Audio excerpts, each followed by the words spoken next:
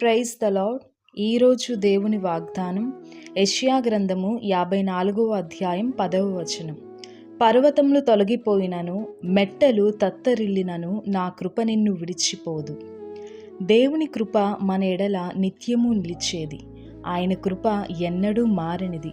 పర్వతములు తొలగిపోయినను, మెట్టెలు తత్తరిల్లినను, ఆయన కృప మనలను ఎన్నడూ కూడా విడిచిపోదు.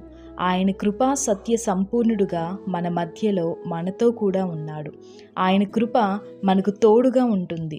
అన్ని వేళలా మనలను నడిపించేది, మన కలవరములను తొలగించేది, మనస్సుకు నెమ్మది కలుగు చేసేది ఆయన కృప. ఈ సమయమున నీ చుట్టూ ఏ పరిస్థితులు ఎదురైనా నీవు దేవుని చేతిలో భద్రంగా ఉంటావు.